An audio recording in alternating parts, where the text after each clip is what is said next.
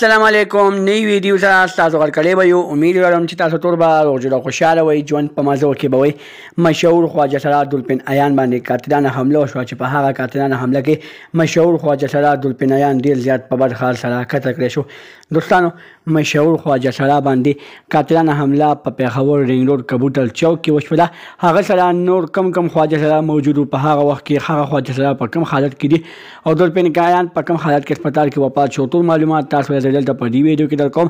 زموږ دا ویډیو خامخا وګورئ چې مکمل معلومات نه ځان خبر کړئ. دغه نور معلوماتي ویډیوګانو لپاره زموږ خبر میډیا چینل سبسکرایب کړئ. نشان خامخا وخت زموږ خریوانی معلوماتي ویډیو تاسو ته په اسانۍ سره ملاويږي.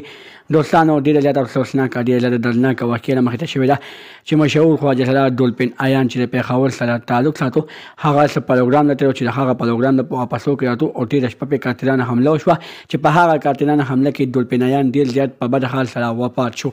ډېر زیات په بد حال سره قتل کړی شو. دوستانو کو چې موږ وګورو نن سبا چې کوم خواجه سراج پروګرام د پازیو به کړه هغه پروګرام نه واپسو کې راځي نو هغه سره زیات تر واقعي داسې قسمه مخې ته کیږي. دوستانو یا د اغوینه څوک الته د غلط کار مطالبه کوي دوی ولا پوره نه کی یا سبل شه مطالبه کوي خو دوی هغه مطالبه پوره نه کی د هغه مطالبه نه پوره کولو په وجه باندې بیا دوی ته په لاره کې مشکلات پیدا شي. دوی باندې لاره کې هغه ظالمان راوځي هغه ظالمان په دوی باندې پایلینګ کوي چې هغه پایلینګ سره مشهور خواجه سراج الدین عیان لګیدلې دي او هغه په هسپتال کې ډېر زیات په سخت حالت کې پروت دی. په ادارج هسپتال لیډرینګ هسپتال پیښور کې په ایسیو وارډ کې پروت دی په ایمرجنسي کې پروت دی. دوستانو هغه سره نه خواجه سراج او خسینه پتاني خواجه سراج خو مساعده. دوستانو هغه سره یو ډرایور هغه مسره ډېر زیات په سخت حالت کې په هسپتال کې پروت دی.